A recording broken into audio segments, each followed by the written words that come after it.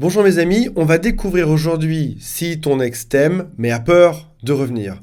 C'est ce qu'on va voir dans cette vidéo juste après le jingle. Accroche-toi bien, je pense que ça va te secouer. À tout de suite. Le grand amour ne devrait jamais s'arrêter. Je récupère mon ex.com. C'est comme dans l'avion, vous connaissez les consignes. Si vous souhaitez vous abonner pour recevoir des notifications, cliquez sur je m'abonne, puis sur la cloche qui est juste à côté. Et je vous rappelle également qu'il y a toute mon équipe qui vous attend. Si vous le souhaitez au téléphone, prenez rendez-vous en cliquant sur le lien qui est juste en dessous. Et enfin, il y a un quiz qui s'appelle Quelles sont mes chances de récupérer mon ex? Ça prend moins de 60 secondes. C'est un quiz qui est complet, gratuit et anonyme. C'est juste en dessous également. Alors la toute première révélation que vous devez comprendre aujourd'hui, c'est qu'on ne quitte pas par manque d'amour.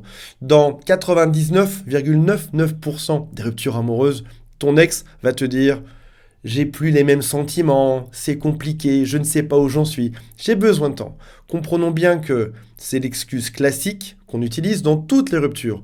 Pour autant, et bizarrement, dans 70% des situations, c'est une étude qui est officielle, on ne quitte pas par manque d'amour, mais on quitte parce qu'on ne voit pas un futur commun avec l'autre. Donc ça veut dire que le « je ne t'aime plus », c'est juste la bonne excuse. C'est quelque chose que tu ne peux pas venir contredire. Comment est-ce que tu peux argumenter sur un « je ne t'aime plus », mes sentiments sont étranges? Non, non, ce qui se passe, c'est que c'est un leurre, c'est une excuse. Je ne t'aime plus cherche juste à couvrir autre chose. La vraie raison, c'est je ne vois pas un futur commun avec toi. Et comme souvent ton ex a pas envie de négocier ou d'en parler pendant 10 heures, il utilise un fameux je ne t'aime plus pour te mettre dans le brouillard. Quand vous vous êtes connus, vous étiez probablement pareil. Les mêmes envies, peut-être si vous étiez étudiant, la même école, peut-être si vous étiez voisin, le même genre de soirée, etc. Et puis, au fil du temps, au fil des années, ça a changé. Par exemple, il y a eu des disputes. Il n'y avait pas ces disputes au début. Et puis, c'est venu avec le temps. Ou alors, vous avez eu des envies différentes. Une envie différente, ça peut être tout simple. L'autre veut des sushis, tu veux une pizza, ou l'inverse. Ou alors, tu veux aller à la mer, il va aller à la montagne. Mais finalement, toutes ces choses du quotidien viennent faire que tes envies sont plus respectées. Tu passes ton temps à faire des compromis et tu n'as pas envie de la même chose. Alors, ça peut être des envies sur du quotidien, mais ça peut être des choses qui sont beaucoup plus profondes. Comme par exemple, c'est pas seulement les vacances que vous aurez dans quelques semaines ou l'été prochain, ça peut être simplement sur des idées de vie. Tu te verrais bien habiter plutôt dans le sud, l'autre plutôt dans le nord. Tu te verrais bien avoir un enfant, l'autre n'a pas trop envie de tout ça. Et du coup, t'arrives pas à projeter, ou l'autre n'arrive pas à projeter avec toi ce qu'il aimerait vraiment faire. Il a des envies, il t'en parle, mais finalement vous étiez pareil et vos chemins se séparent doucement. Peut-être même que dans les types d'amis que vous avez, vous ressemblez plus aujourd'hui. Tu as un certain type d'amis, l'autre un autre type d'amis. Et ça correspond plus, ça ne converge plus aujourd'hui vers une vie commune, vers un futur commun. Donc dans 70% des cas, on quitte l'autre parce qu'on n'arrive plus à se projeter dans le futur avec l'autre. Malheureusement, lors de la rupture amoureuse, tu as utilisé les mauvaises cartes.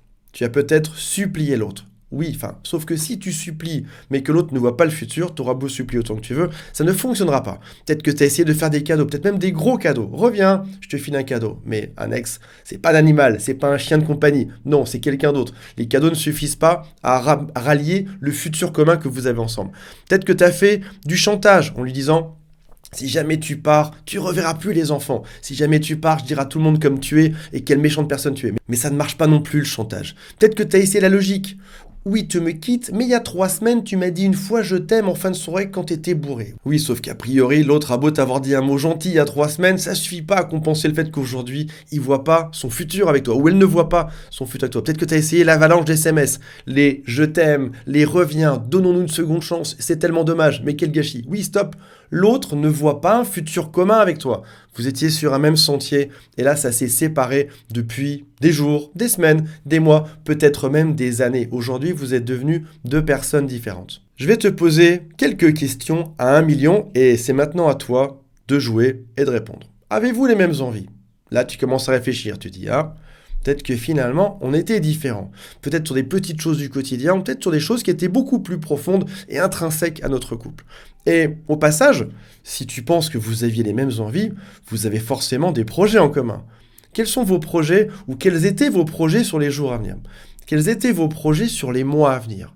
Quels étaient vos projets sur les années à venir? Si tu peux répondre à cette question, tu marques des points. Vous aviez les mêmes envies. Si maintenant tu me dis Antoine, dans les années à venir, Oui, alors oui, on avait parlé éventuellement d'acheter une maison ou de faire des enfants. C'était en cours, mais il n'y avait rien de clair. C'est qu'a priori, c'était juste une idée. L'autre t'a peut-être dit ça pour te faire plaisir ou parce que vaguement, c'était un sujet de discussion en soirée, mais a priori, il n'y avait rien de fondé. Il n'y avait pas quelque chose de clair qui disait en 2026, on va faire ça ensemble. Là, tu vas me dire, oui, mais Antoine, nous, on était spontanés, pas besoin de projet. Wow, stop. Ça veut dire qu'il n'y avait pas de projet. Il n'y avait pas de futur. Il n'y avait rien. Vous viviez au jour le jour sans forcément construire son avenir. Parce qu'en effet, deux personnes qui changent de chemin doucement, qui se séparent, ne font plus de projet en commun. Il n'y a rien de concret. C'est juste des idées. Autre question. Comment était géré le quotidien? Est-ce que l'autre était tout simplement heureux des tâches quotidiennes? Prenons des choses toutes simples. Là, on parle de projets qui sont compliqués. Comment étaient gérées les tâches du quotidien? Le ménage. Qui faisait à manger? Comment ça se passait entre vous? Qui décidait des sorties? Est-ce que ça se passait bien ou est-ce que tu sentais qu'il y avait des points de friction là-dedans? Et surtout, une autre question. Quelle était votre manière de régler les conflits?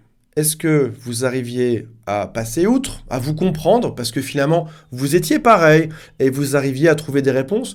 Ou est-ce qu'au fur et à mesure que vous vous sépariez, que vous étiez différents, ça devenait de plus en plus compliqué? Chacun en train de crier, écoute-moi bien, je suis là-bas, rejoins-moi, et toi en train de crier pareil. Je suis à tel endroit qui n'a rien à voir, rejoins-moi, mais finalement, ça ne converge pas, encore une fois. Alors, votre ex a peur?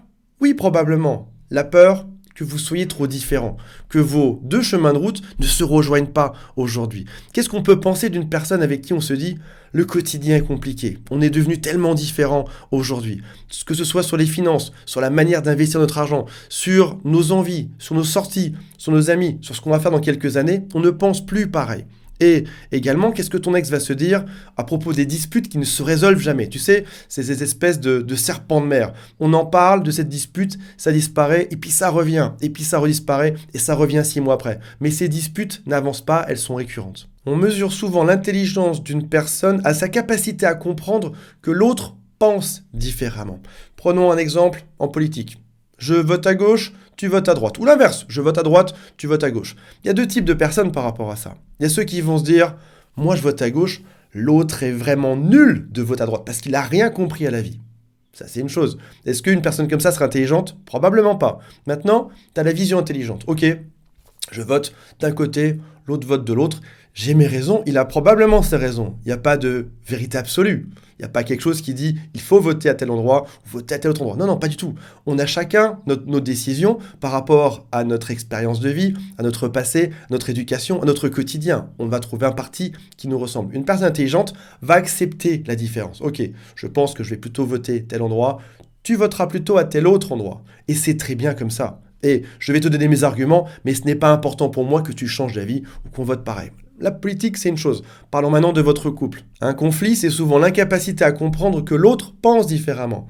Alors qu'on pourrait se dire, tu penses différemment et c'est très bien. Je pense d'une manière, tu penses d'une autre. Soit on va trouver une solution qui est commune, soit on va juste accepter qu'on est différent. Et pourquoi pas? Je t'accepte dans ta différence. Maintenant, il faut se poser la question. Est-ce que tu es capable d'accepter que l'autre pense différemment de toi? Dans ce cas-là, ça veut dire que oui, on est peut-être différent, mais on l'accepte totalement, l'autre dans sa différence. Et on continue d'avancer et on trouve des solutions pour trouver bien évidemment des chemins en commun ou pas. Est-ce que tu en es capable? Est-ce que l'autre en est capable? Et là, on parle de QI. Est-ce que tu sors avec quelqu'un qui est plutôt intelligent, quelqu'un qui comprend pas grand-chose à la vie? Donc oui, ton ex peut avoir peur que tu n'aies pas changé. Et au passage, peut-être que ton ex te fait des espèces de tests régulièrement pour savoir si tu as changé ou pas. Par SMS, par exemple, il va te ressortir les vieux dossiers. Si votre souci c'était les disputes, il va te reparler de ce sujet, celui qui n'a jamais été résolu, juste pour voir comment tu te comportes. Est-ce que tu vas t'énerver ou pas t'énerver? Est-ce que tu vas être cool et il va voir que tu as changé? Ou est-ce que tu es la même personne qui s'énerve toujours si le problème c'était les disputes? Donc il peut faire des tests pour savoir si tu as changé, en te remettant dans la situation pour voir comment est-ce que tu te comportes. Il peut aussi faire des tests projectifs. Par exemple, est-ce que tu vois quelqu'un? Qu'est-ce que tu as prévu dans les mois à venir? Est-ce que tu vas partir en vacances? Qu'est-ce que tu vas faire? Donc il fait des projections pour savoir si au bout d'un moment, tout va se réunir ou pas du tout. Donc là, il y a une introspection qui est nécessaire à faire. Déjà, je te pose une question, quelle est l'intelligence de ton ex? Ou même pire que ça, quelle est l'intelligence émotionnelle de ton ex? Est-ce que ton ex sait gérer ses émotions? Est-ce que ton ex sait comprendre l'autre? Est-ce que ton ex sait dire ce qui lui arrive? Ou alors est-ce que ton ex fuit à chaque fois qu'il y a un problème? Et au passage, quelle est ta propre intelligence? Quelle est ton intelligence émotionnelle? Est-ce que tu sais dire tes émotions? Est-ce que tu sais dire ce que tu ressens? Ou est-ce que quand il y a un conflit, tu as tendance à fuir également? Et au passage, comment faire pour progresser dessus? Il y a quelque chose qui est tout simple, c'est d'apprendre à écouter l'autre plutôt que de tenter en permanence de le convaincre. Parler 20% du temps et laisser l'autre parler 80%. Tu verras qu'en écoutant l'autre, tu vas apprendre énormément de choses sur cette personne. Et lorsque tu reçois un message, plutôt que de juger, plutôt que d'être énervé, plutôt que d'essayer de résoudre, demande-toi pourquoi est-ce que mon ex m'envoie sur le message? Est-ce que c'est un test ou pas? Est-ce qu'on a une chance de se comprendre un jour ou pas? Parce qu'au final, si jamais c'est pas la bonne personne, si on est trop différent, pourquoi se battre? Il faut soit que je change pour me rapprocher, soit que l'autre change, soit qu'on fasse un effort tous les deux, ou alors que bêtement je trouve une autre personne dans ma vie. Il faut aussi apprendre à rassurer l'autre. Avoir une stature rassurante, ça peut être quelque chose qui est physique, on baisse les épaules, pas comme moi qui suis toujours comme ça, avec les épaules en haut, on baisse les épaules, on apprend à réduire le rythme de voix, pas comme moi encore une fois, on apprend à rassurer l'autre, à être calme, à pas monter dans les tours, à pas vite répondre, à pas s'énerver, à pas être pressé dans la reconquête amoureuse. C'est ça qui au final va faire que vos deux chemins vont se rapprocher parce que vous allez apprendre à comprendre la façon de penser de l'autre et apprendre aussi que on peut penser de manière différente et pour autant s'apprécier ou trouver un chemin commun par la suite. Voilà mes amis, j'espère que ça vous a été utile. Je vous rappelle qu'il y a un quiz en dessous qui s'appelle « Quelles sont les chances de récupérer mon ex ?» Toute mon équipe vous attend également et on se retrouve très prochainement. Salut à tous, bye.